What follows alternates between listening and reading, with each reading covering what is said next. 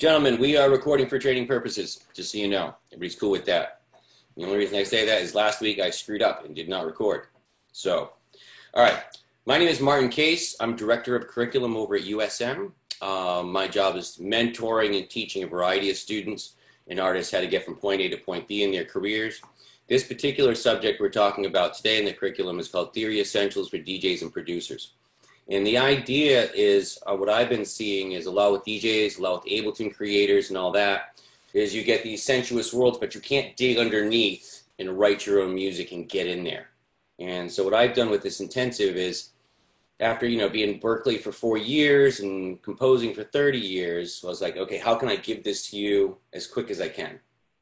So we're going to go around. I know, Brev, you said this before, but Leon, I'm going to ask you formally. I want you to tell me in a nutshell, what is your business offering, who you do, what do you do?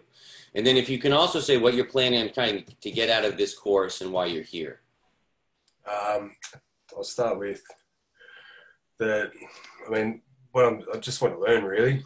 I mean, a lot of the time I feel like I get in Ableton or go to work on music and I get stuck in that sort of cycle where I'm just going around in the loop.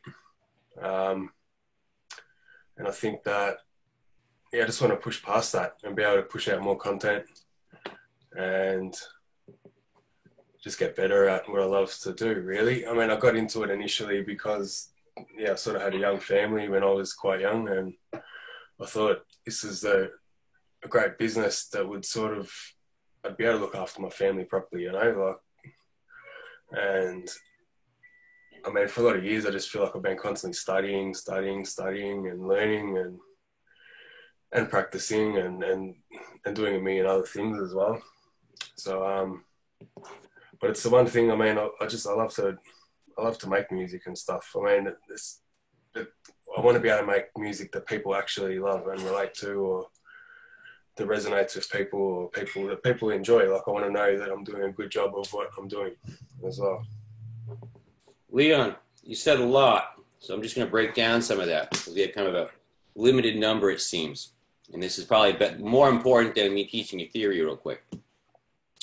One, I like that you have an eye on the ball. You want to have an audience, do you know what I mean? And you want to do what makes them happy, brother. And so I think the bigger thing on that issue is, I studied theory so I can compose music and styles from any time and any era of any country in the world. Like, all of known music I can puke out of my head. You know what I mean? Yeah. And what I wanted to do here was to be like, you want to write pop music? You want to write contemporary music? You want to write music that people love? This is what, through time, people have loved. And this is what's worked. And this is what's breaking apart, like the last, say, 30, 40, 50 years. That's the concision. The other thing that I thought was really interesting, Leon, is let's talk on a one-on-one after this. You're probably talking to Steve Jazz, and you've got some good works going on. But I'm a real capitalist with my business. And I bring in money, and I support for other people. And I'm fanatic about making sure that there's a plan for someone to actually do that and pull that off. Yeah, so that'd be fantastic. Me, what I'd like to do is sit down, breathe in your music, talk to you about your branding, and be like, okay, this is where we are reverse engineering 3 years from now. You hold each other accountable, and then we get you there in 3 years. And I've done this for a zillion artists, Yeah, I'm going to explain more what I do in a second, Leon, but I already took good notes on you, me. So, Brev, are you still with us? Or are you cooking dinner for us? Exactly. Look, so Brev, I know you can hear me. One of the things that I'm doing here is, in addition to teaching content and talking at you, is, look, I'm still the new guy. I've only been here 3 or 4 years, okay? I just got married last June, July. And the whole reason I got here is because of my wife. So I shot my business in the foot. And what I'm trying to do with all of us is, let's connect, let's see where the money resources are. Let's collaborate and do work, all that. I've so far hired hundreds of artists doing this just in Oz alone. But Brev, tell me about what you do, as though you've never told me before, and what you hope to get out of this course. Yeah. So I'm Brev, and I make like alternative R&B pop music that has kind of what Leon was saying. It's like trying to resonate with people. It is something that I enjoy making and gives me relief in life, and I hope to I try to make music that, yeah, inspires people to continue pursuing their dreams in life and achieve what they didn't believe they could. And so I write a lot lyrically about just my life and struggles and whatnot, and write that in a melodic form that will maybe catch people by surprise and be catchy, and people will catch on to. And what I'm hoping to learn in this course is basically some of the same things Leon is saying, like get out of that loop trap, be more inspired when I'm writing, and also be able to recognize, and I did this in a couple of the things I was doing in the last week, since we had the first session, was just kind of like thinking about the way, like I pulled up the circle of fifths as I'm doing this and think about what key am I in and where can I go with this, and thinking about a little bit more. And obviously, like it's a stepping process, and like I said, I have some theory knowledge, but I wasn't asserting that knowledge. So I want to become more methodical with that, which I think will help me produce better music, more inventive, more creative music that can help bring my branding and my music to another level, where I can actually get those listeners and keep those listeners. And I'm also just working on some production stuff as well. And ultimately, I've been talking to Steve and stuff too, but ultimately I feel like since I've been working in Ableton, I have these different silos of music, where it's like lo-fi, where it's like video game sounding stuff, where it's my pop and R&B stuff. And I want to develop those revenue streams to really, if Brev isn't the conduit for making money in music, I have these other options, and I can still fuel that and do what I love with Brev in that songwriting, singer-songwriter, alternative R&B pop sphere as well. Cool. I got a bazillion things I want to say about that. And I think you've kind of implied what you want to pull out of me. I totally understand. And I want to get that Berklee education I didn't pay $250,000 for 6 years ago.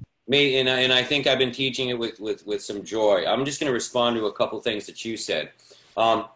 Leon, this is what I said to Brev, which was said to me by my teachers, which is I'm going to teach you in the key of C major / A minor. And they'd always say as they walked out the door, by the way, learn it in all keys for next week. And you'd be terrified. But that's the cleanest way to get the theory in, okay? Okay. Let's see, circle of fifths. The Ableton thing, that's why I built this, mates, because, I'm walking around and, like, I got a callus on my hand from playing djembe. My muscles are pulled from drums. I play saxophone and think I'm a big, black, badass dude every day. You know what I mean? Like, there's all these ways to play music on top of all the electronica.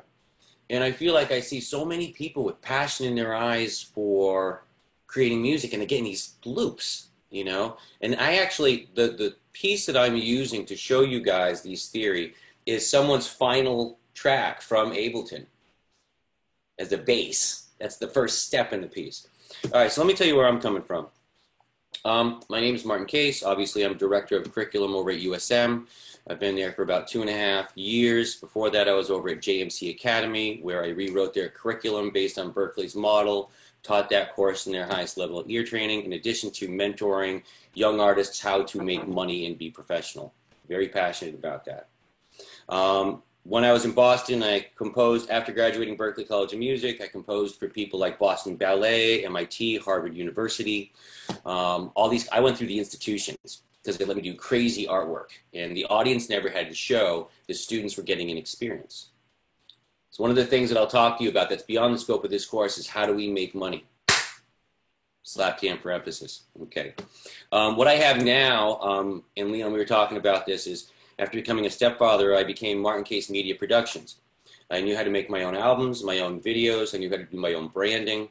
And so now I take clients in the first stage, and what I do is I help them with their branding. Do they have a philanthropy? What is their unique gift in their music? And then we get websites, video, all that content. Once we've built them, then we do campaign. Where are you trying to get work? And who do we know in that kind of avenue? Brev, I've already got my list of the gaming guys I know in LA and Japan that when we get you up and ready to go, I'm ready to send you to. Leon, I'm going to ask, can I play saxophone over one of your tracks? And then I'm going to send it in for a gig. $500 each night. Bam. You know what I mean? Like, that's why I'm writing notes on you guys. Not because I like you, but because you guys are all assets for my world. That's called the virtue of selfishness. And I want you to look at me the same. Now I'm going to ask you once, send me your music. Do that. So I know who you are and I can plug you into my business world. Okay?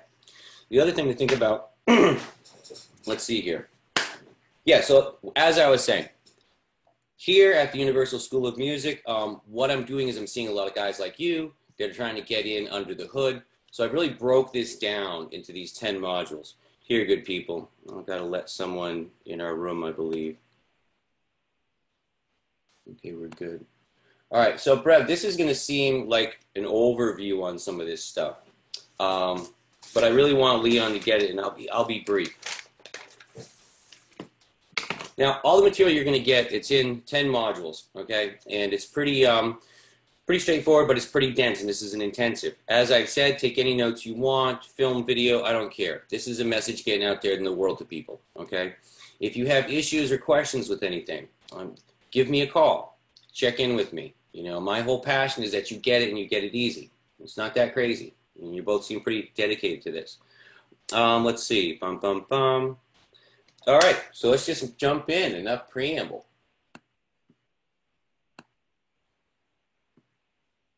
So, gentlemen, I'm going to share screen with you.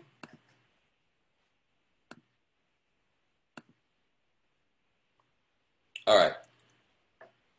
So out of the 10 modules we have, the last one we had was Module 1, Finding Your Voice, Creative Melodies. We're going to go into that into detail. In a word, it's really the pentatonic scale. In a word, it's really knowing that every time somebody says major, there's a relative minor, a shadow self, the yang to the yin. So when someone says to me, we're playing C major, I'm like, oh, that's one of the 3 keys I might enjoy. Everything I'm giving you is a piece of theory to make your music have more of a unique edge than the contemporaries. So I teach you the bass marrow, then the sexy fun thing on top, okay?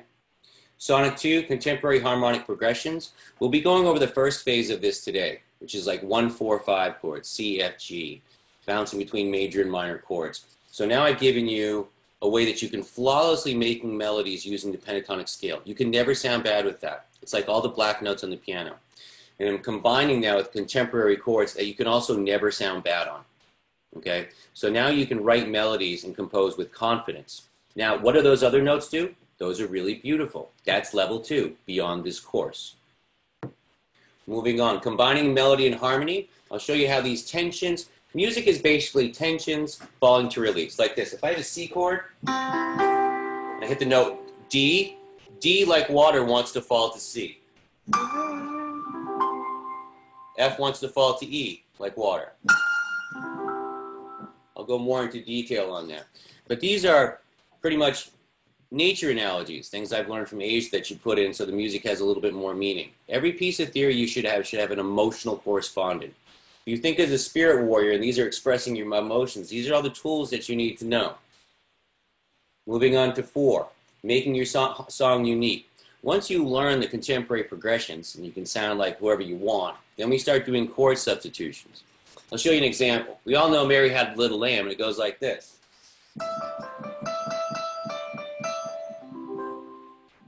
Substitutions.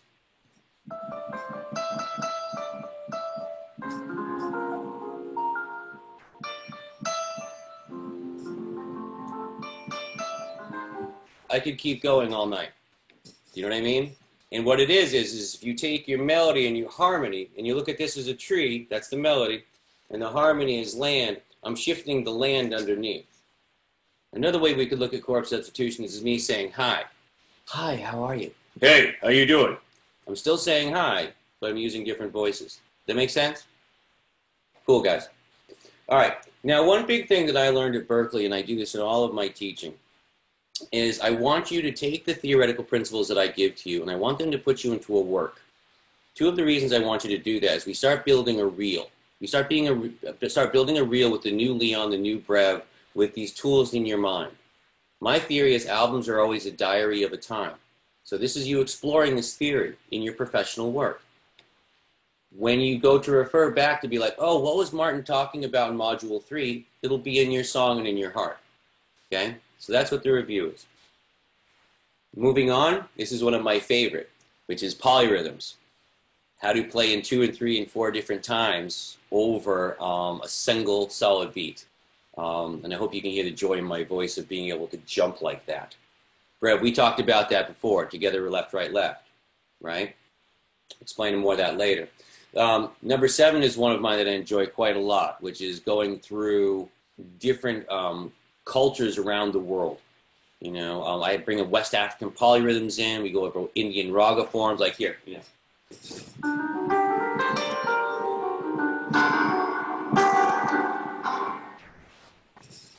I can spend all night just playing you different sounds from all over the world. But that's, of course, just dedicated to that. So you'll be able to spin the globe and be like, all right, harmonically, what country do I want to come from? Rhythmically, what country do I want to come from? Which ones do I want to combine? Right? Good system. Moving on, move without moving. This has to do with inversions. And this is where it gets a little esoteric, but it's undervalued and it's really simple. Simply put, if I took a chord C, E, G, and that's what it sounds like. If I did the first inversion, which is taking C and putting it on the top, this is what it sounds like. Suddenly, instead of sounding like the normal 1-3-5 chord, I sound like I'm Brahms. I'm a badass dude, right? There's only two inversions other than root. What you do is you get them in your heart and you know them. That's it, right? Okay. Number 9 we have is harmony, which is basically what it's doing is it's taking your melody line and how you can attach a harmony line, either above or below or as a counterpoint. And again, if you remember Module 1, if you use the notes in those scales, those harmonies can never sound bad. Whether you like them or not is your own choice. Module 10, project review, same thing. I would take modules 6 through 9, crunch them into a song, we review and talk about it.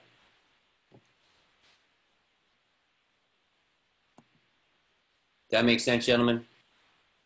Okay, I get you in a little tiny window, drives me crazy. Yep. So, that being said, this is where I want to go today. We have module 1 that I just want to really review, which is notes of the treble and bass clef, notes on the piano, and the concept of time. 2 is the concept of pentatonic major and minor and the duality of those notes at the same time in any piece. And then I'll give you an overview, which Brev took and ran with, is the cycle of fifths and how that works. This is going to be the brief part of it. The meat of what I want to talk about is how do we create chords in major and minor, and then an overview of the bass chords that we have in that, and then an application of that, which you can see in Logic behind you. Gentlemen, any questions? Cool.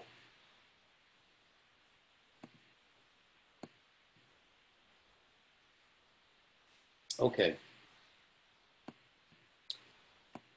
Now, Leon, let me just ask you in an assessment to see whether we need to go here to save time, which is, do you know the notes on the treble clef?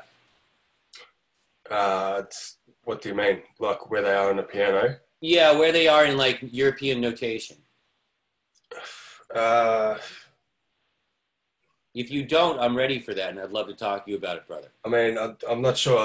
I'm not sure if I know what you mean, but on a keyboard, like I know where C, D, E, F, G, and then you got sharp. Yeah, well, mate, know this is one is, you know, I'm going to show. I assumed that the person that I built this for in my mind was the guy who was working exactly like yourself, DJ producer, wanted to play music, and was pissed that he couldn't get under the hood.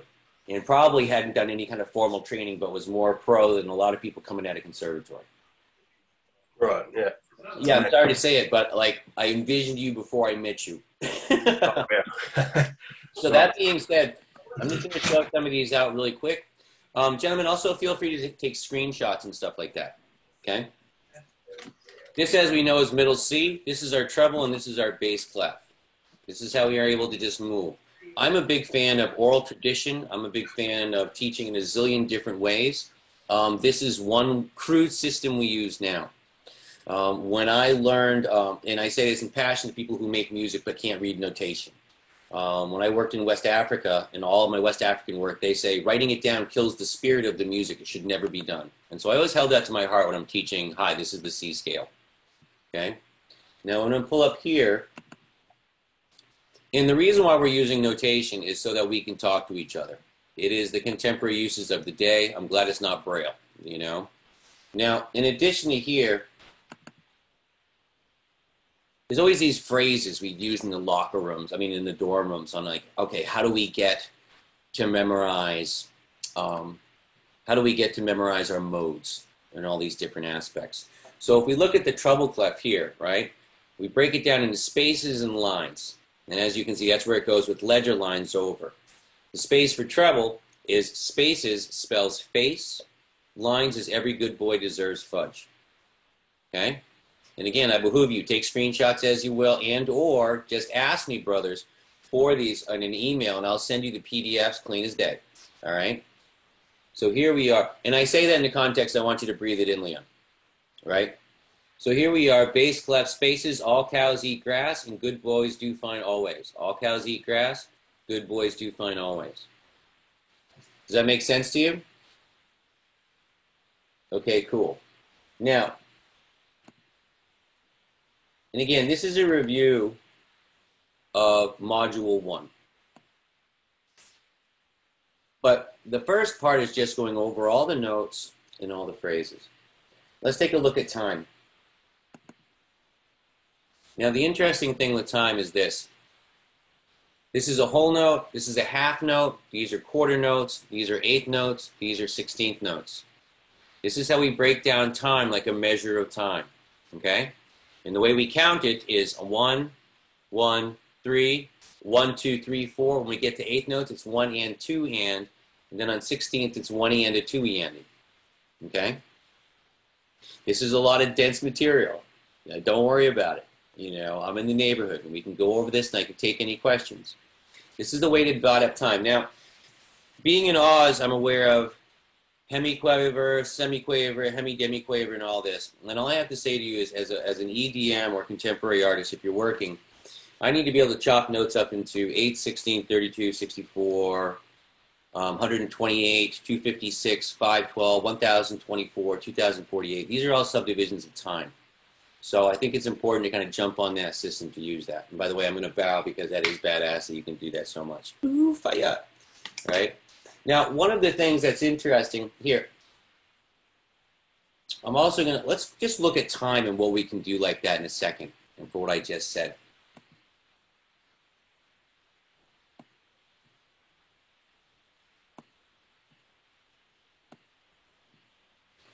One thing that we have is we'll have an accelerando in time going in halftime, halftime, halftime. That's why I said that 8, 16, 32, all that kind of stuff, right? And the classic thing in like any kind of like contemporary work is that snare slash bass run in, and then it cuts and there's the drop, okay? Now, gentlemen, I want you to look at this track that you see here. This is built in Logic, and this blue line here is the totality of the Ableton track. Okay. Now, to honor him, what I haven't done, and this is Jordan Paterson, by the way, he's a local DJ producer, okay? What I've done to honor him is I haven't cut it and then totally put my own music in.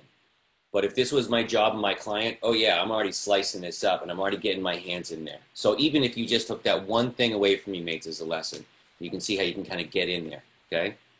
Now, that being said, what I'm going to show you is an additive process, rather than doing those kind of breaks. But let's think about that concept of speeding up time. So check this out. This would be the bass drum and the snare drum. I'm going to show you in a variety of formats. This first one is just going to be piano roll. You can see how exponentially it gets faster and faster, right? When I move over to score, you can see this is what I'm talking about. This takes up 1. This takes 2 beats, each of these is a beat, this is a half a beat, and so on. And that's the accelerando. One thing I want to say is, you might want to ask yourself to maybe get Logic or another DAW. One thing with DAWs like Ableton and stuff like that is they do drive you in, okay? So there are some natural flows of things that's happened. I'm really enjoying the 21st century, doing some crazy, beautiful worlds in Ableton, then bouncing over into Logic. Except for me, usually what I do is I build in Logic because I hear it in my mind first, and then I add the frosting. Everybody's adding the frosting, but there's nothing in the cake. You don't have to laugh. All right, so now check this out. Here's the track just by itself.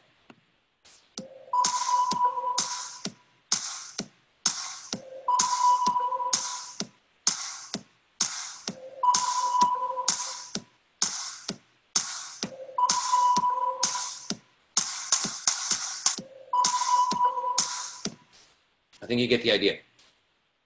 Now, it does do some dupes and stuff like that. I'll give it that. But basically, that's what we're working in. We've got that track, but it feels one-dimensional. It feels like on a flat plane. So this is what your average person would do, or this is a contemporary technique to do with this time crunch idea.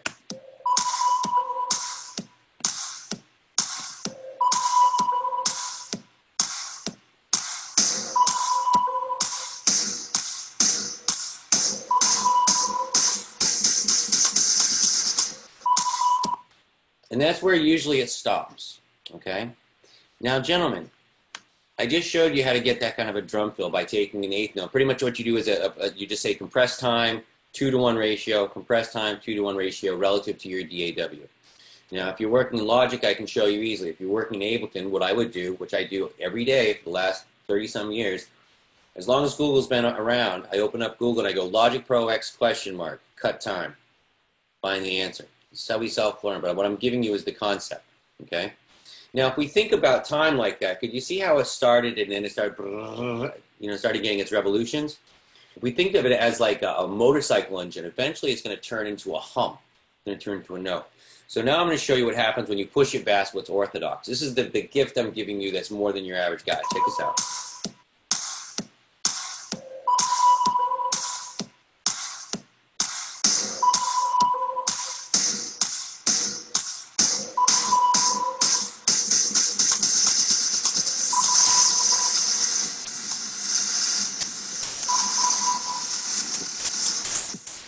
And it just gets insane. Now, that's pushing it to an academic extreme so you can feel it. And that can even go further than that. And then the other thing I want you to think about is every time you have something like this, like a gift like this, where you're like, okay, take time, crunch it this way. It generates momentum and feeling, right? Substitute all the variables. Like right now I'm using a drum. What if I used a violin? What if I used a woman's voice? What would that sound like? I don't know. See what I'm saying?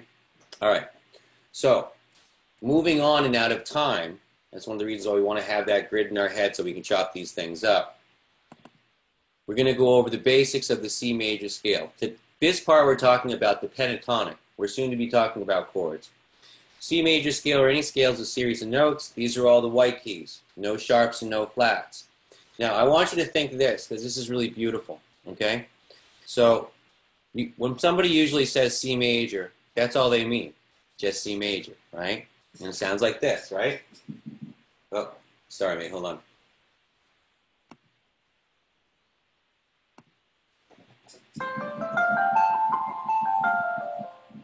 Right? The complementary that the shadow self is the relative minor. Now, it's called the relative minor because it shares the exact same notes as the C major. It just starts on a different tonal center, okay?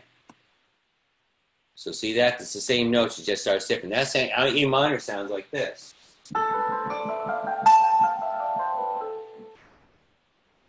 And those two can both happen at the same time. So what I'm going to do right now on piano is I'm going to play a big C in the bass, but I'm going to play an A minor on the top, and you get a feeling of that. And what I'm trying to show you on a psychological, emotional level is no one's all good, no one's all bad. That's why it pisses me off. We're all playing in C major. We're all playing in A minor, right? Like, I'm a nasty guy who has good moments. I'm a good person who has nasty thoughts. So it's that duality. And if you can put them both together, you get a little bit more expression, okay?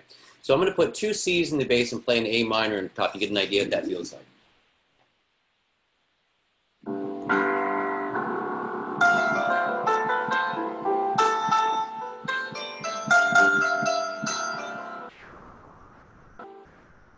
Now I'm going to switch it around and put A minor in the bass and play C major on the top.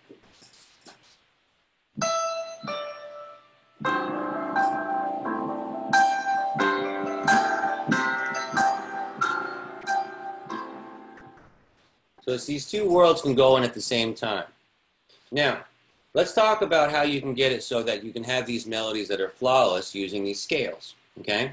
Now, gentlemen, we all have a piano where we know that if we use the sustain pedal and we play all the black keys, we sound awesome, correct?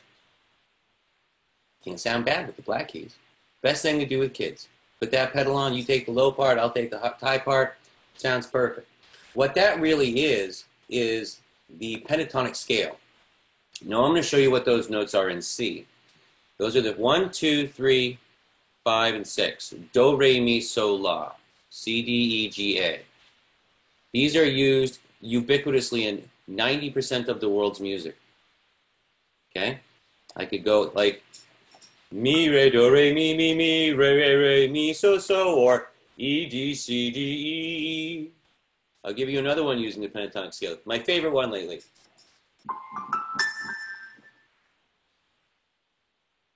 Come on, tell me if you know it. The Macca's theme.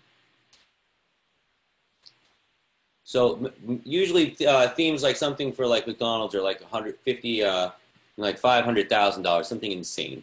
Okay, so you're like, okay, how are they going to get through to the most people in the world positively about their product in mass sales? They use the pentatonic scale. Think about that, brothers. Mary Had a Little Lamb, Three Blind Mice. Like almost every song that you can think of that's deep in our consciousness, deep in what we know, is the pentatonic scale.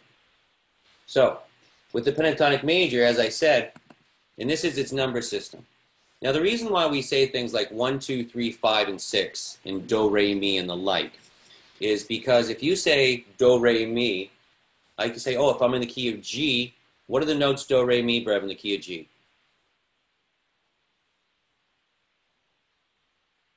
G, A, and B. Yeah. Right. It'll get quicker. We're going to talk about that in a minute.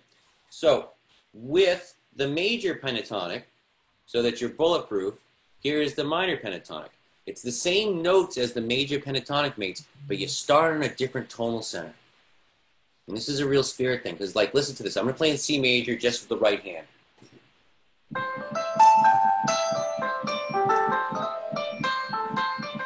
All right? Now, here's A minor.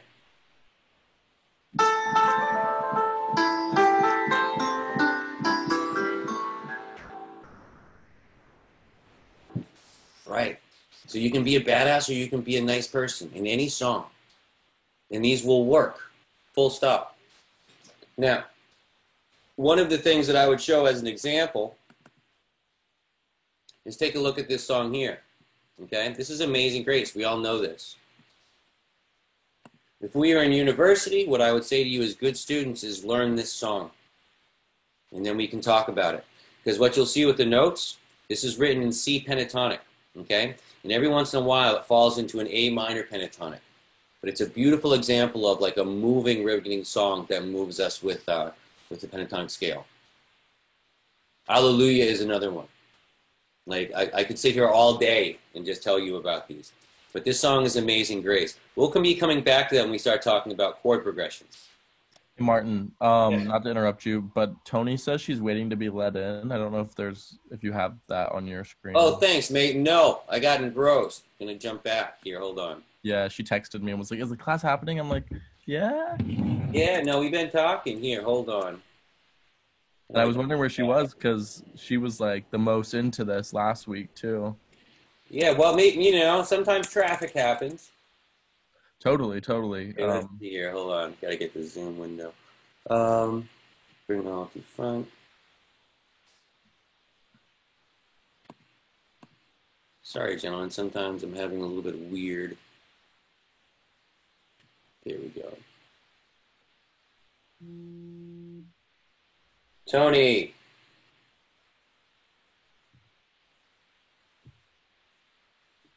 Tony. Once she It's connects, gonna take her a minute for the audio to connect. Yeah. Cool. Hi. Brev, thanks for doing that. And Tony, forgive me. I just got excited. I'm gonna keep that window open from now on. Forgive me that. That's okay. Great. So, Tony, all I'm doing is I'm just you didn't miss a thing, sister. I'm just reviewing all the stuff that I've talked about previously. Yeah. Leon's our new guy here. He's a producer and DJ the last 10 years, guitarist, working in the same boat with all of us, which is we're Ableton users working professionally, quasi-professionally, and we want to be able to dig under the hood.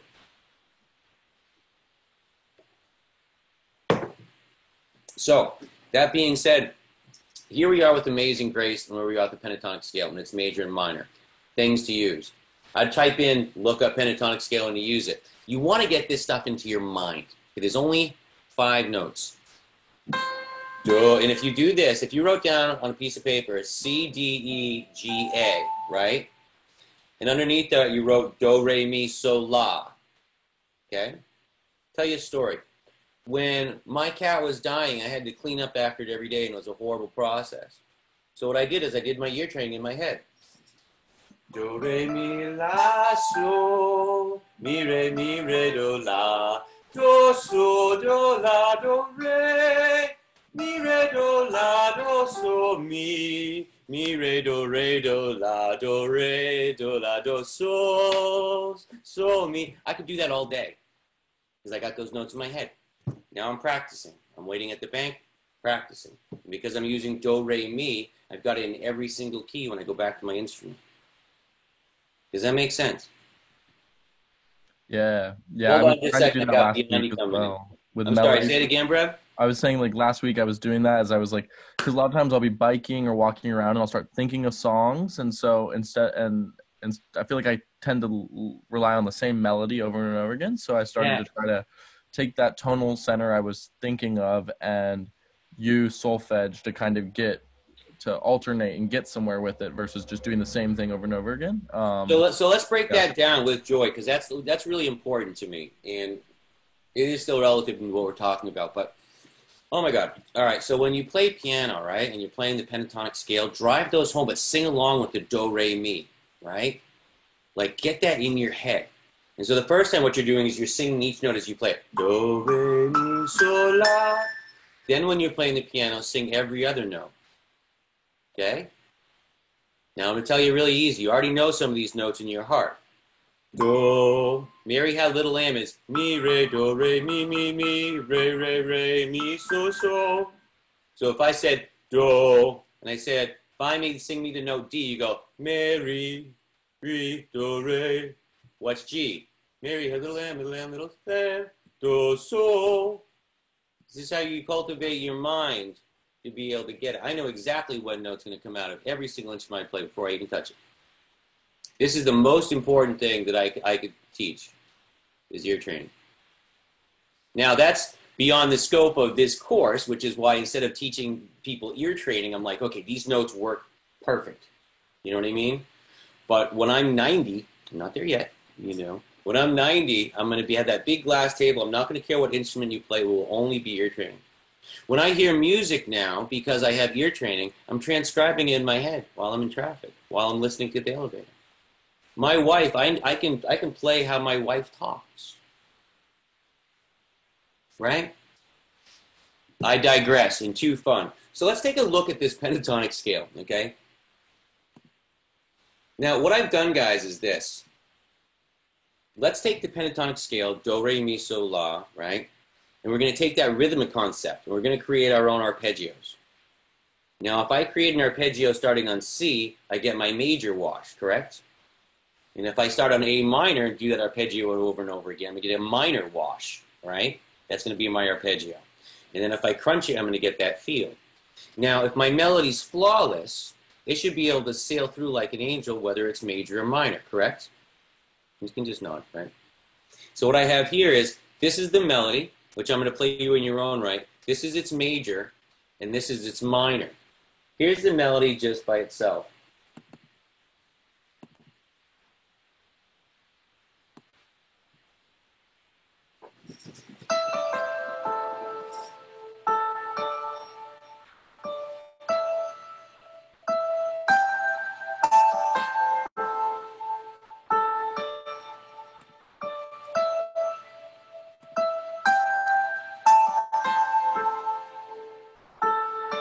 So that's just a small loop melody, innocent, using the notes of the pentatonic scale, correct? Now, just to hear this arpeggio by itself, this is the major pentatonic scale.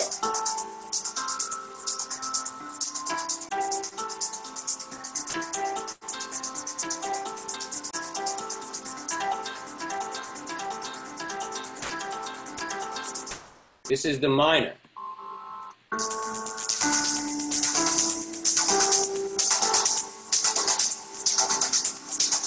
Now, I'm going to remind you, this is what the track sounds like by itself. through this space.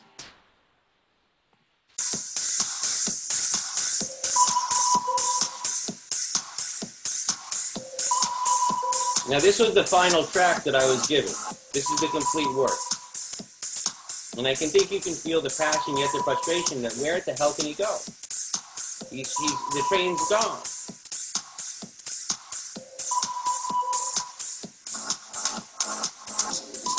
I'm not going to waste too much of our time because it's valuable. Now, I want you to think about what's been built here because this is going to kind of be the end of Module 1. We'll be talking about Module 2's work here. I've shown the idea of time and how we can break that down and we can cut it like a motorcycle. We can get that tone going. I'm showing you how to use and snare and contemporary things, but what's the next step? Maybe 32s, 64s, 128 notes. Maybe we don't use a snare drum like everybody else and we do something like, you know, a young woman's laughter while the snare is going on. You know, we think next level. And then we did is we went over and we talked about the C major and the A minor scales and how that they go complement one each other. That they're shadow selves, yin-yang. Think of that kind of like yin-yang symbol. They can both go at the same time. From that major scale, we talked about the pentatonics. And how if we use those flawlessly, we can be flawless. We wrote a melody using the pentatonic scale here. And here we decided we wanted to push this track, even though it's minor, into a major context by doing a major pentatonic riff here. We'll also... Next module we're going to talk about in a couple minutes is using actual chord progressions. Right now we're just beating the hell out of the one, ladies and gentlemen. Right? Here I decided that that's what this red here. This is where it goes into the relative minor. That melody is exactly the same, but because I've taken that voice and I've moved the earth under, I've changed its effects. A tree in the forest isn't that exciting. A tree in the middle of the highway is suddenly a problem. Right? Same tree.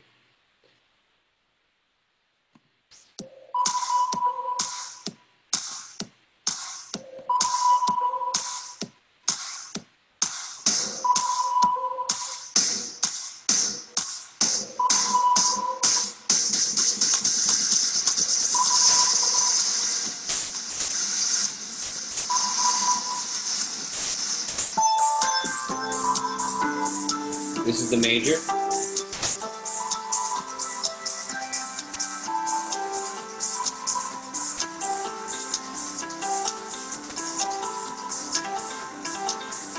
Now we move into the minor.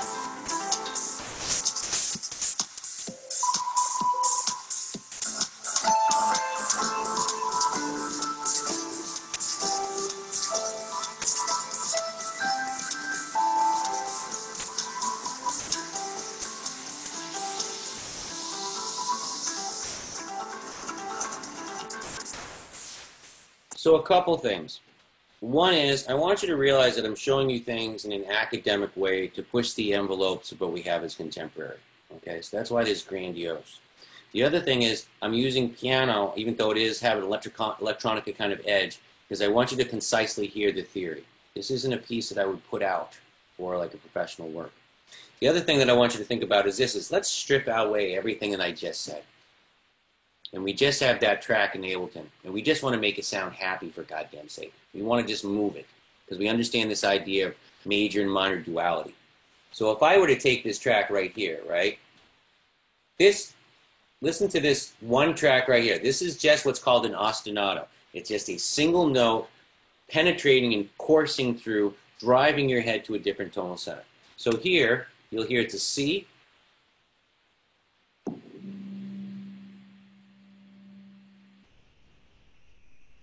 This is really low bass, so if you have computer speakers, you're going to be found wanting. I hope you can hear it, right? Can you guys hear that through your systems? Slightly, yeah. Yeah, it's one of the banes of existence with... I think, can you hear me? Yeah. I think it sounds like your microphone level is up too high. Who, me? Yeah, I think so. Yeah, let me see if... Is it the mic level or is it my... It could be, I'm not sure. Yeah, I'm going to check this thing here. Hold on a second. Is it Logic? Or is that Pro Tools? Yeah, I'm going to see if it's Logic. Just drop some things down. Thanks, guys. That's okay. I think your voice is kind of clipping a little bit as well, so, or distorting a little bit.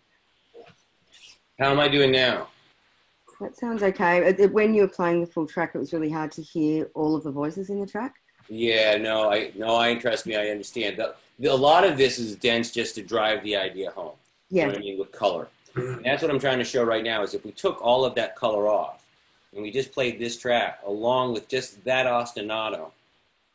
And if you do have headphones, this is what I would say if you want to hear this bass, it would be beneficial.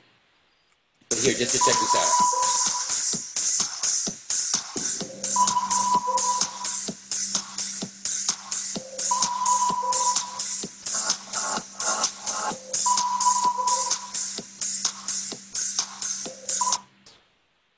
Oh, thanks, guys. Okay, so again, here's a track of its own right. And that's in A minor.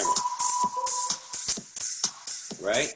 Now here's with that ostinato, first starting in C and then going to A, just to feel it. Tony, no rush, I'll wait for you. No, I'm still here. It's all good. I was just plugging in I've got my proper headphones in the Oh, house. I know. I figured And I'd be patient with everybody, you know. I've got my little, sorry. Is that Not US driving in traffic, USB I'll give us some thing? more time. Yeah, no worries. So again, to clear your ears, we're going to start here with just the track by itself. And then here with that bass track, just one single note line. It's that simple.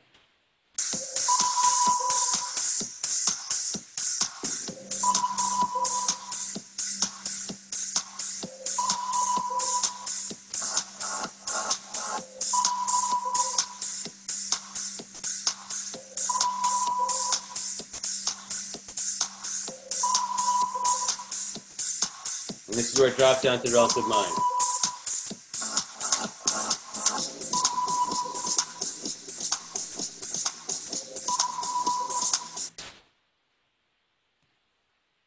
Is the sound going through straight from Logic, or is it going through your microphone from Logic?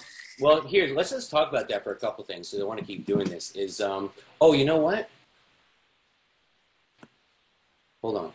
Because it sounds like a bit distorted on the way. How are we there?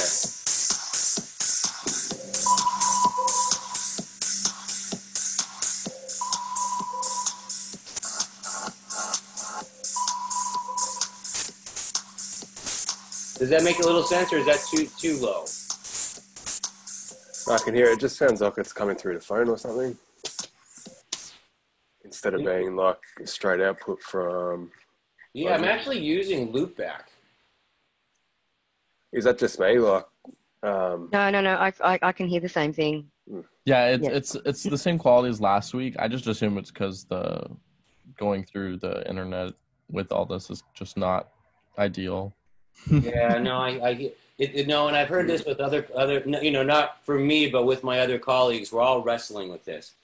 so I think I still understand the concept though. Like, in the sense, can hear it enough to hear it, but the clarity. You know what, mate? Hold on. I was gonna say in the settings for Zoom, there's like this audio processing, like persistent noise, echo cancellation. No, background I've got noise? all that. Is it You know that? what, Oh, though? okay, yeah. A couple things. One is I'm using and do recommend loopback, but check this out. I'm just going to hit those two C's and these two A's on the piano, okay? Because then you'll be able, because it's important to me, I want you to feel this, right? So here's the Ableton loop just in A minor. Okay.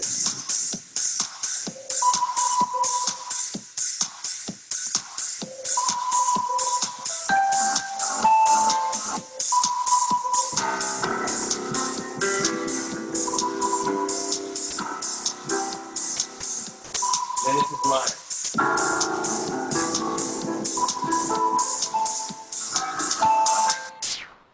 Does that make sense? Yep. Okay. I think so. So the idea is this, is the track right now is in C, A minor. And so what I'm doing is with this whole series of things here, both the melody and the C major bass arpeggio going over time and the C in the bass, it drives in that note of C. Making so I have the C in the bass while the track's in the top and the A minor. This duality going on at the same time. Then the other thing that we did is this part over here is I moved it so it's A minor, both in the track of Ableton and in Logic. I'm going to let you hear this one more time, then I want to move on to chords.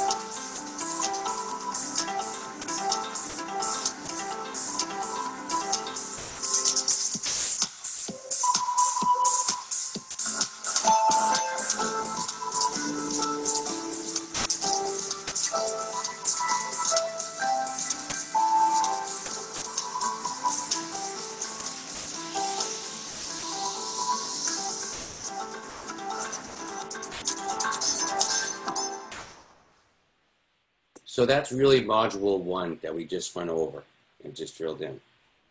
Now, does anybody have any questions or cons? I know this is some dense stuff, but does anybody have any questions or comments about what we just talked about? Cool. Okay.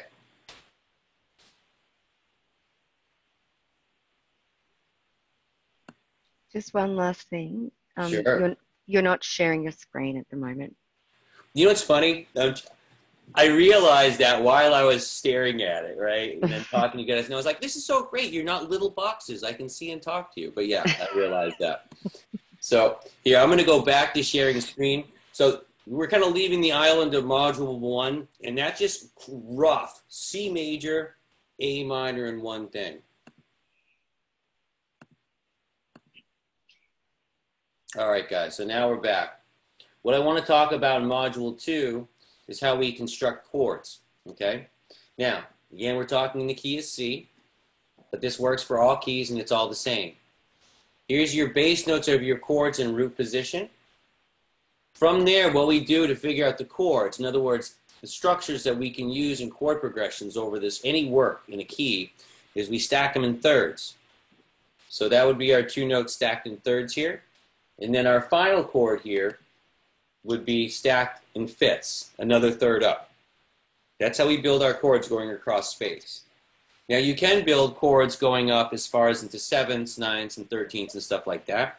I'm not saying that they're not usable for contemporary music. In fact, that's what really puts the icing on the cake. But relative to this conversation, I want to keep it as clear as possible. Triads are what's mostly used in our contemporary world. Okay, those are going to be our tools. Now, with the majors in their full chord, let's see here. Bum, bum, bum.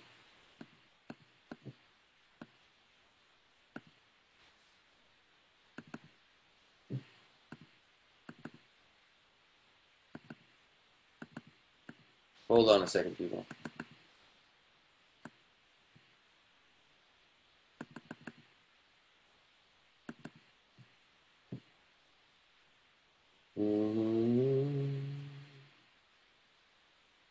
I'm just having a computer freeze here.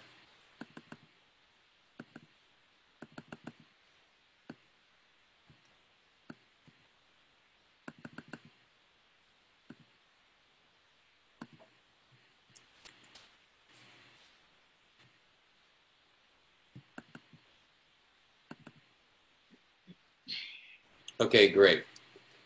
So as I was saying, when we get to the point that we had the full chords laid out, in major and minor, they all have the same relationship. And notice how I'm kind of drilling into the point right away to think two scales every time you think of a chord. If it's minor, what's the relative major? If it's major, what's the relative minor? That walking right there is a gift. Now, when we look at the chords, we're going to see that they're stacked as major, minor, minor, major, major, minor, diminished, and major. Now,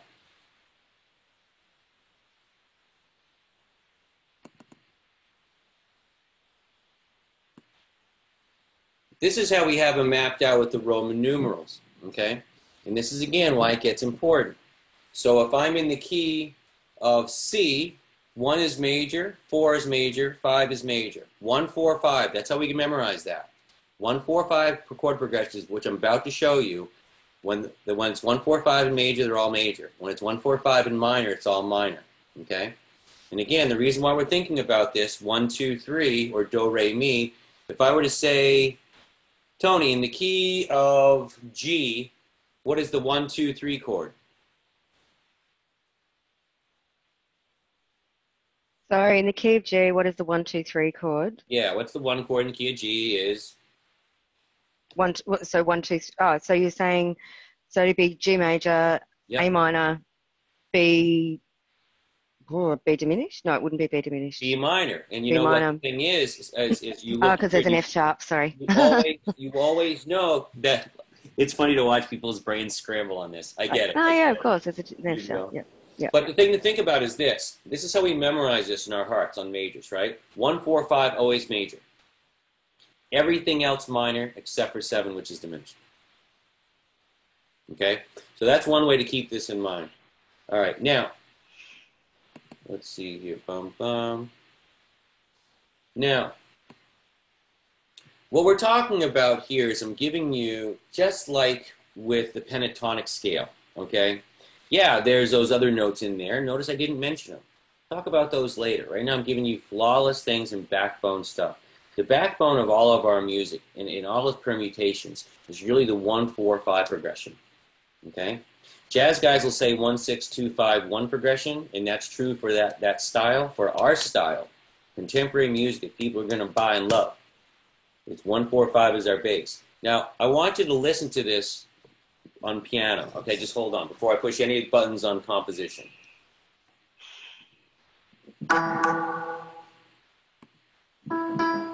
All right, so this is one. Here, hold on. 1-4-5.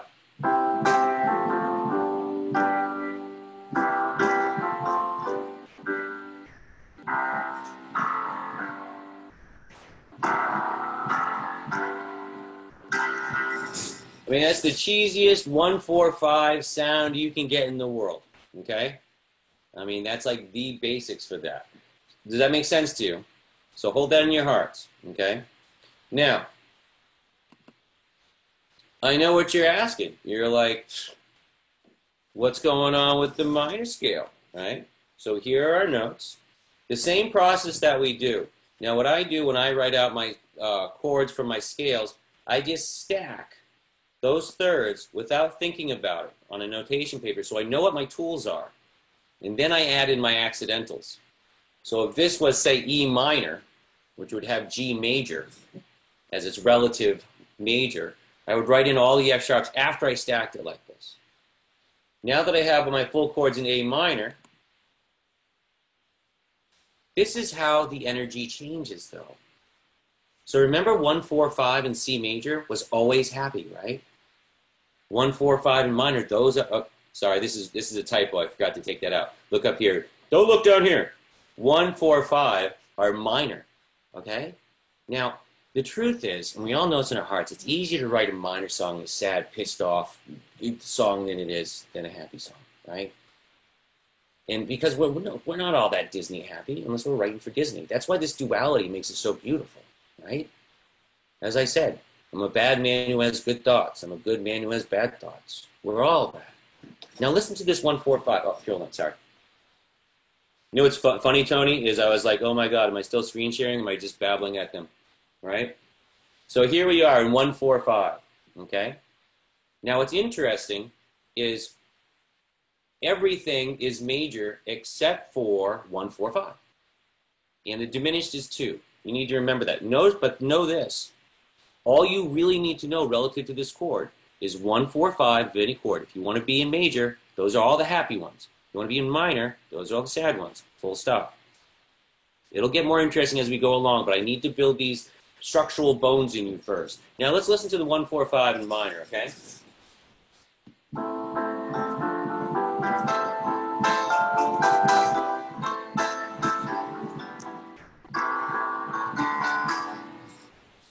Does that sound familiar? That's like every single Techo tune from 1888 to 2004. That's those chords.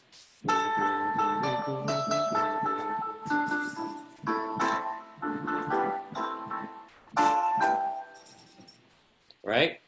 So that's what I'm saying is that's the marrow. Now, if you walked away from me and we never talked again, and if you're like, God damn it, I'm sick of these Ableton grooves that go on forever, you just pull out this one piece on the 145 and you have yourself a good day. You slap the pentatonic scales on it after that because you know that they're going to work perfectly. Boom. Your production value just in this halfway through our second module has exponentially, massively increased. And I'm hoping you're seeing there's something really weirdly beautiful when you see that Ableton line crushed down to that little 2-track. And you realize that's not the whole world. That's just the base of this whole thing that I built. Okay? So, now we've got this idea of the 145 in major and, you know, because I like seeing you guys a little closer. Okay.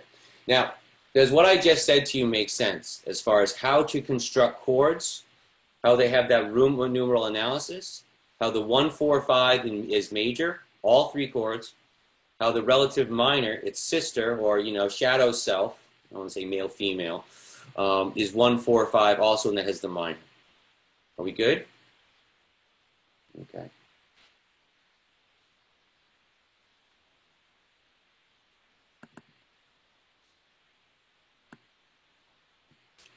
Tony, it's so funny. I'm like, you're in my head as the person that says, make sure you share the screen. Okay, thanks, sister. Now, I put all the notes in this graph, okay? And this is really important that you get this concept. Yes, all of the notes will always work flawlessly with those 3 chords or any chord progression I give you in this lecture or in this course, okay? I'll say it again. All of these chord progressions will always work with all of the notes of the pentatonic scale, major and minor. You can mix and match as much as you want, all right? Now, that being said, let's talk about the artistry. Now, as you can see here, is you see that I have 145 laid out in major, okay? In those blue notes, I'm using Jungian archetypes to talk about tension and release, okay? So if you're playing a 1-chord or a 4-chord or a 5-chord at any time, you need to know this melodically. You can use those notes, guaranteed, because they're in the chord. Chords going on. Those are going to be the right notes, right? No question. Now let's talk about the notes and how they go against things. So if you have C, E, and G, I call these your safe notes, okay, your chord tones. Now those other notes between D, F, A, and B over here, right, these are called your non-chord tones or your tensions. And I used to hate the word tension because I was, you know, a rebellious college kid. I was like, they're non-chord tones. They have their own beauty. And I'll show you what I mean. I'm going to play C, and then I'm going to play you the tension of D, okay? Here's the C chord. Here's the note D.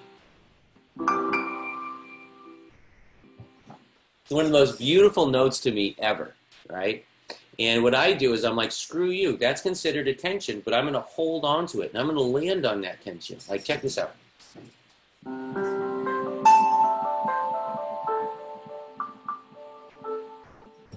That's not resolving. That's my own style. That's what I like to do.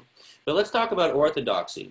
That D is in a tension state and wants to fall to C against that 1 chord like this.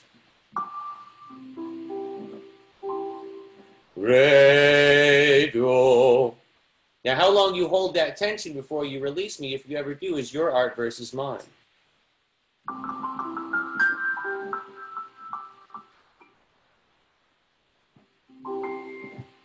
See what I'm saying?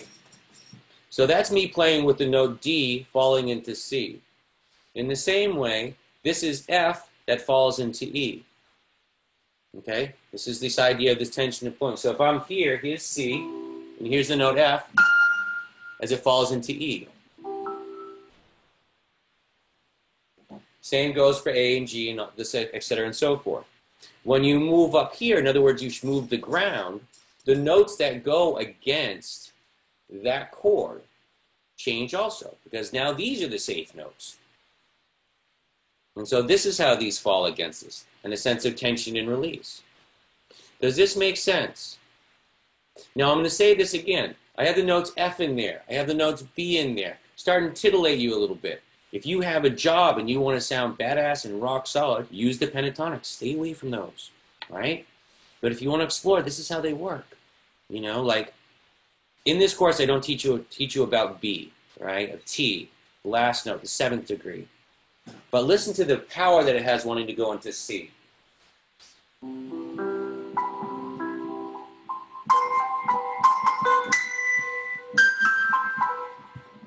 Those are the extra notes. So now let's move on here. That's how they work in major. Now I'm bouncing over to the same concept, 1, 4, 5 in minor. Now if you play all of just blue notes in your melody over these chords, you're always going to sound in perfect harmony. It's like Bach, right? Bach's perfect harmony. Like there's not a lot of tension there. You want to act a little tension. Re, do, fa, mi, la, do, so. That la was tension.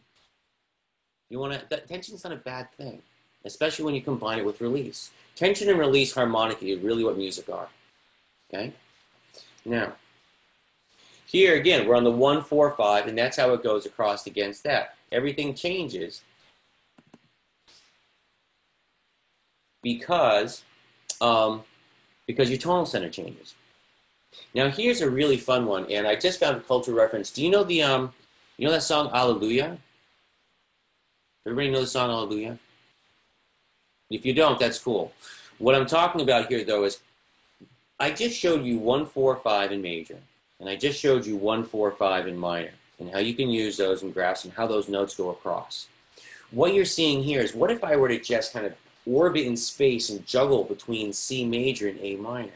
Now, if you know physics, the fun thing is if you only have 2 points, you don't triangulate reality. You don't know where you are, right? Say, Brev or Leon and I, we're in a room together, right? And I say I'm hot and you say you're cold. Was the room hot or cold? You can't tell. So what happens is when you take a chord progression, you bounce it between the A minor and the major. You get the feeling, again, like we all do of life going on. I'll play a simple melody, okay? And then I'll bounce between those chords.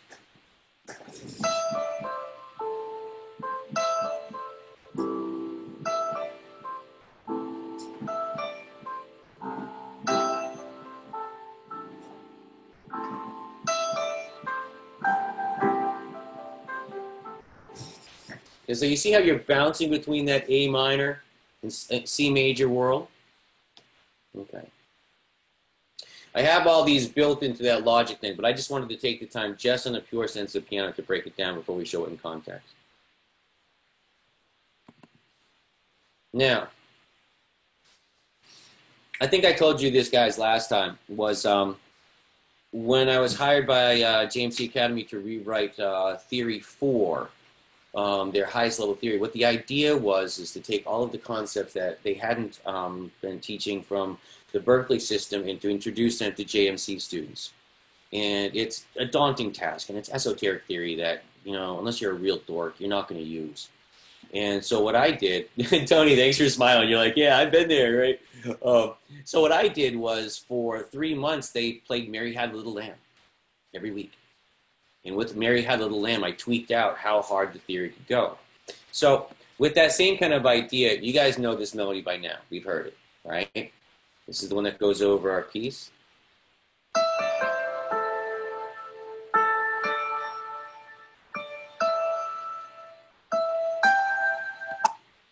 Now what I want to do is show you these now that you have that in your head, right? But we don't know whether it's major or minor or anything. It's still amorphous. I'm going to play you examples of this melody in the background. I mean, this melody with these different chord progressions underneath. Hold on just a second.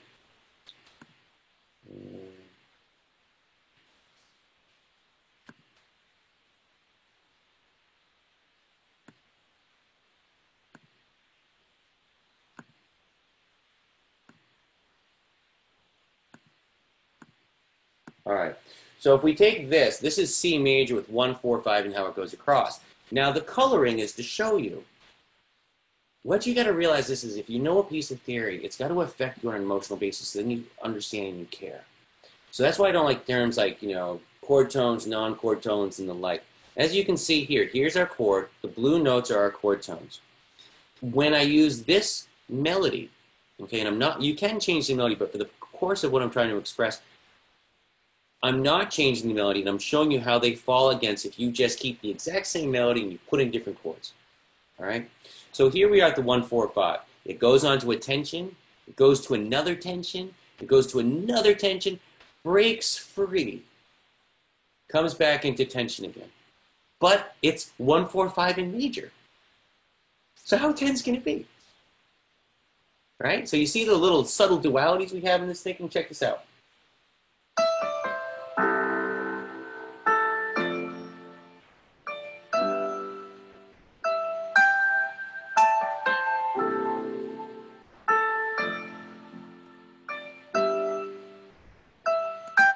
Now, what happens is the 1-4-5 is common, and if you have an emotional relationship to 1-4-5, it would be a sense of hope, of a sense of positivity. That's what I would put in my notes.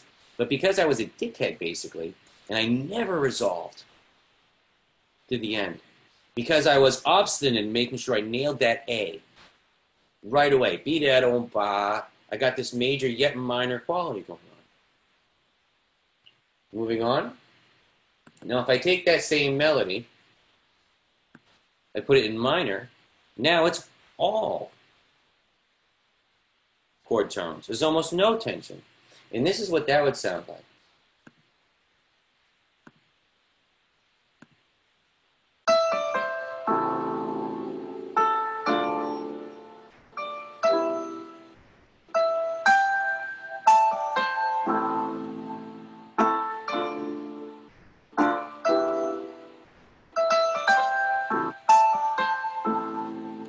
So that's 1-4-5 in major.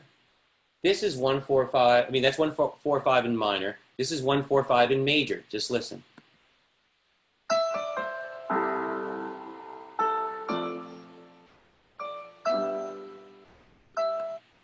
Minor.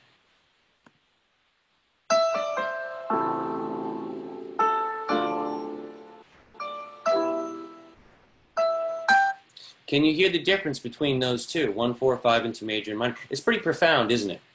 Like, it's devastatingly profound. And because I know you guys are all working professionals, I want to say this to you as a co-engineer, co-producer. It's really fun to take a vocalist or someone and you don't tell them whether they're going to be in major or minor. So they sing it and they're bursting with joy, but you make it horribly sad with the minor. Or you play for them in minor and they sing it like pensive, like their heart's about to break, and you slam major and beauty and strings and choirs and all this stuff coming out of them. It's not just the notes over time, beautiful people. It's also how you work with an artist. That's beyond the scope of our conversation here. This is Theory's Essentials, but I'm just telling you as mates. It's a cool way to work, right? All right. Now, the other one that we had talked about was, here, hold on.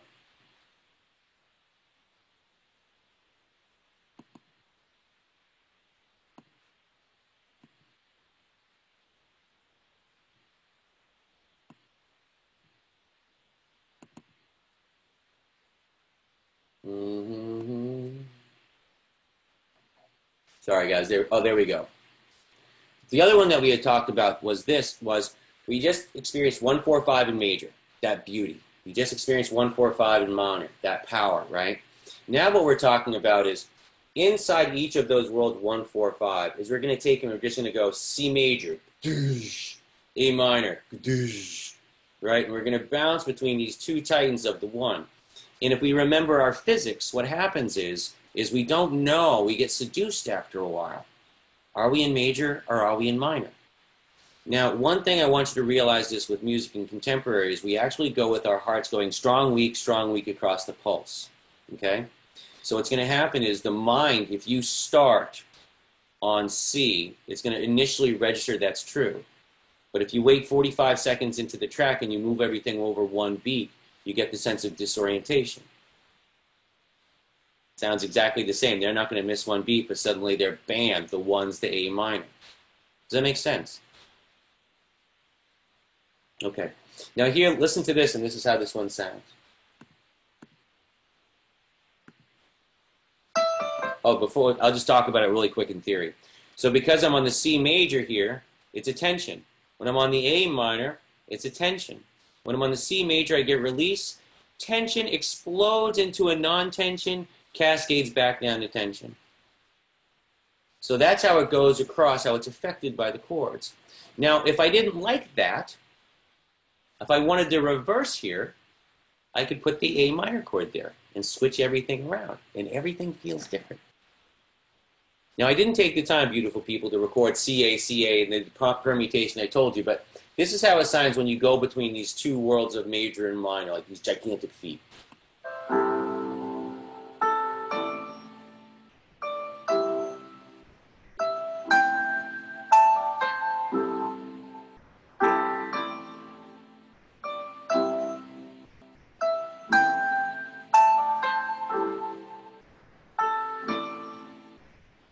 Now, if you combine that with a major arpeggio, a minor arpeggio, and/or a major and minor at the same melody at the same time, what you've done on a spiritual level, which is what modern music is still about, what I think traditional music and that I've learned from my masters is about, is we try to create ecstatic spaces where our minds can't analyze it. And what happens is when we have that transcendental kind of experience, then we're able to really breathe this music and be in the now. That's one of the things we're trying to create as like shaman of music, okay?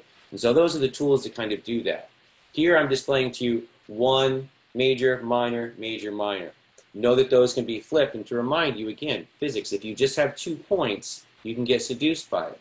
One thing I would do because of the strong, weak pattern was I would move it eventually 1 beat over, so I did start on the 1 with A, and that would give me that feeling. Might do a big drum break in between, that chord change in order to throw things off a little bit of balance. Now, it's so funny, Tony, I keep looking down like, sharing screen. All right. Now, what I want to show you in here is the following. What we have is, here's our time thing that we know. Here's our pentatonic scale, no progression. Okay, this is just the pentatonic scale going up. Could be going down, could be going up and down. I just started to just keep going up. I used the rhythmic equivalent I've learned here. It gave me a little bit of the feeling in here. I know I could get that up to singing like a full chord, like a tone, like a hum, like a motorcycle. Here I drop it into the relative minor, but my melody stays the same. To drive the home point home, and my production / the internet is found wanting on really feeling that bass go through. However, you should still feel it within the arpeggio. What you're going to hear here is, here's the melody. This is going to be the melody 1, 4, 5 in C. Then you're going to hear the melody 1, 4, 5 as it moves through A minor.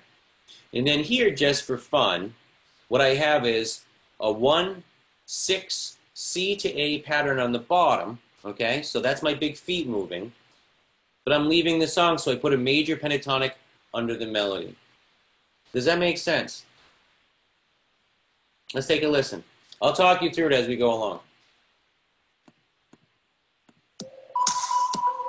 So here we are. We know how this is the track goes. This is our rhythmic variant.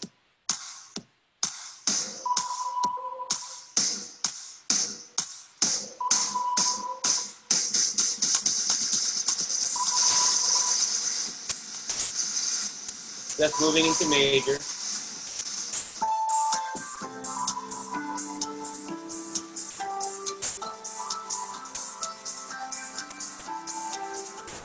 No chord progression, just an arpeggio.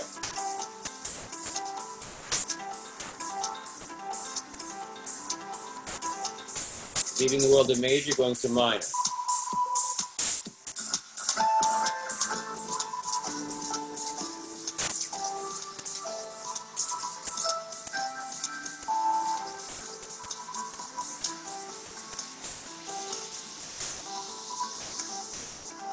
Going back to major, 1, 4, 5 progression.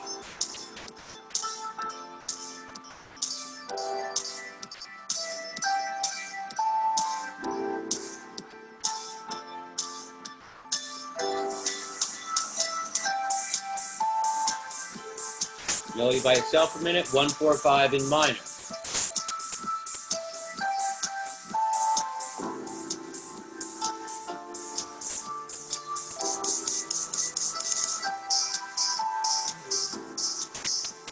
C major pentatonic, 1, 6 in the bass progression.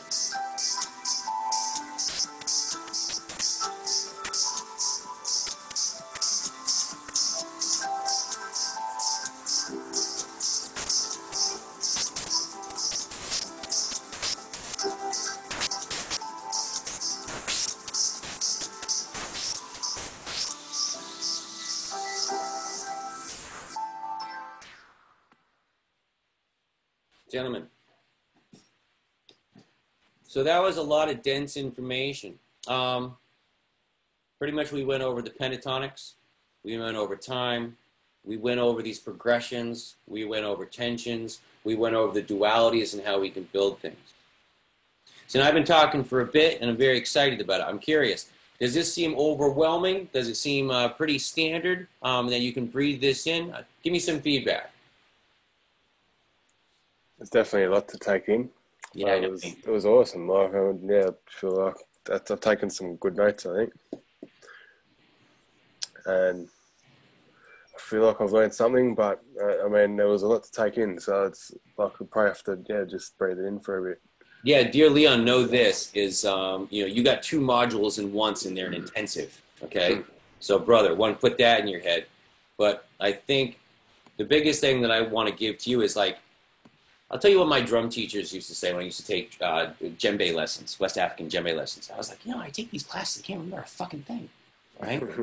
And my teacher, she was this old woman, she goes, remember 3 things. And, try to remember 2 things. Don't be a moron. Take 1 goddamn thing, at least 1 thing.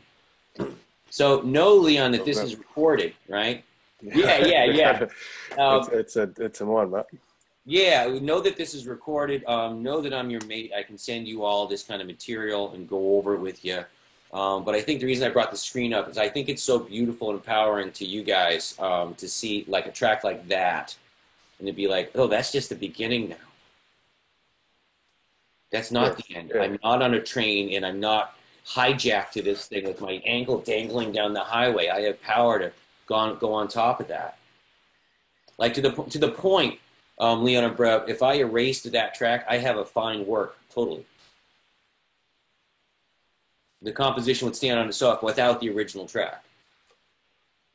Yeah, I think so. Yeah, definitely. Yeah, I don't tell you eventually. I'm turning you guys into composers. That's the end of the day, I want you to look at Ableton as the sexy, fun thing you put on at the end, or that gives you inspiration, but not the end-all, be-all.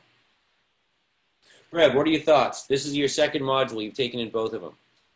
Yeah, I think since we're learning in C, I like that since it doesn't get too overly complicated. I took a few of the screenshots of the 1, 4, 5 that we're just learning because I think, I don't really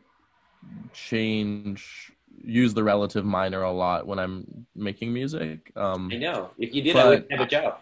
I really want to consider like what you just said, where the melody is hitting those kind of tension, dissonant notes in a way, but it's still there and still. Yeah. So I really like what you said about the vocalists singing and the different, maybe having that like melancholy or minor tone, but then you actually make it major.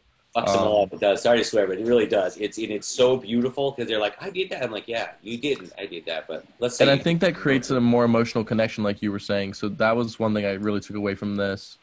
Yeah, for sure. Yeah, I think that was probably the most telling thing. And then I wrote down the whole the major 1, 4, 5 is major, 7's diminished, the rest are minor, because I think I'm not really considering that, but that's an easy way to consider it. But I usually go from 1, 4, 5, but I'm never, and maybe I'm adding in a 7th or a 9th, and that's what I'm noticing with some of the songs I've written recently. So, Brev, a couple things. One is the 7ths and the 9ths, there's a lot of beauty there, right? Yeah. And I like how your mind's exploring the other things. And trust me, Module 3, I'm going to beat I hope you know 1, 4, 5, because I'm going to beat the hell out of it with substitutions, okay?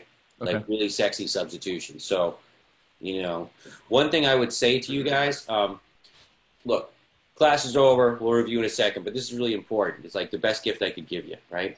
You got those notes C, D, E, G, A in your right hand. Now you can start on C in your major, and you can start on A in your minor. Full stop. No more thinking, right? Now you got 1, 4, 5. It's C, F, G in the right hand, in the left hand if in major, or it's A, D, E in the left hand for minor, right? Now what I do, I'll say it, Leon, you want me to say that again? Yeah, sorry, what was the first one? Was it C? Yeah, C, F, G is 1, 4, 5 in major. Yeah, no, I got that one. I've got them too. And then A, D, E. A, D, E. And the notes are C, D, E, G, A for the pentatonic. C, D. Yep. Now, before that C you wrote down, just write an A. That's your minor pentatonic, right? Same note just starts on A. This is what I spend a lot of my time doing. Watch this.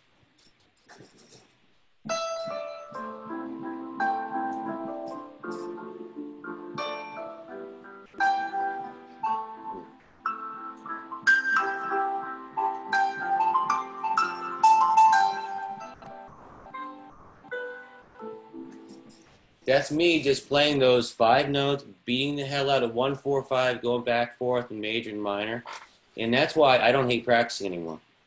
It is an ecstatic, spiritually beautiful space, and I'm people are like, what are you learning on sheet music to get better? I'm like, I'm humbly at the altar of theory, getting it more intimate with me. Oh, yeah, that's a concept. Yeah. I mean, that's what I've been, I think, doing with guitar lately. Like, I've just trying to get the theory of how to play different chords, and then I just go with that. Like, yeah, you know what, mate? What you do is, like, I tell all my students is I'm like, 50% of the time, don't do anything I ask you. Like, my thing is, we learn theory and stuff like that to have it, and then once it's in our heart, then we run with it. And then when we get dry, we take on a new piece of stuff. You know, like here, check this out, right?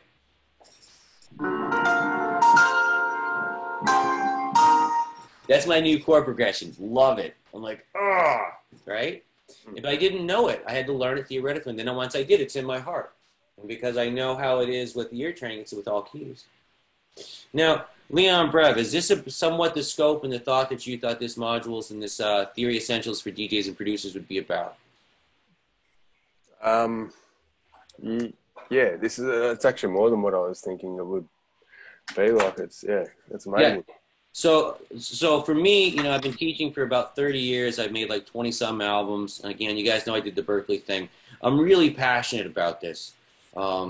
Sometimes I want to wish that Ableton never existed, and then there's just so much beauty and people that have been inspired. It's a double-edged sword. So this has been my answer, you know, for, you know, Oz is my home. For us now as musos, how to cut through and to get a new edge. You know what I mean? Yep. Cool. So know this. If I can help you in any way, give me a call. I don't know what the protocol is or whatever, but just, you know, call and say how do. Send me your music if you can, so I can instantly start plugging things in. Yep. And I'll see you guys in a week, hopefully. Looking forward to it. Yeah, thanks, man. Last thing I want to say to you is this: is the next time I see you, what we'll be going over is substitutions. So in order to understand the substitutions, good friends, have that 1-4-5 in your hearts and practice it. Yep. All right. Okay. Done deal. Cool. Sounds good. Cheers, Sounds brother. good to me. Can reach out to you on Facebook or. Yeah, reach out. I don't care. Reach out to me on Facebook. I can give you my phone number right now. Here, 0401. Yep. 889. Yep. 743. And mate, why don't you do this? Is just send me a text saying how do. I'll send you my email and then my my own company website. Then you know what I do and I offer, and then I can send you these PDFs as well, which I'd really like to get in you guys' hands. What was the last 3 digits? You said 889 0401 889 743. 743. Perfect. Yeah, this has been of the courses I've taken and looked at with USM, I think this is the one I want to, you know, kind of continue with and work with you. It's not just because you're American and I'm American, but more so like this is where I feel like I'm fundamentally lacking, and you can't do the business side of things or feel confident about your music in some respects, for me at least, until I'm like creating the stuff and making some magic that I feel like will actually resonate with other people more than what I'm doing right now. My attitude is I'm trying to distill it so it crushes it. So you're like, I want to sound beautiful and happy. I want to sound happy and sad. I want to sound fucking dark.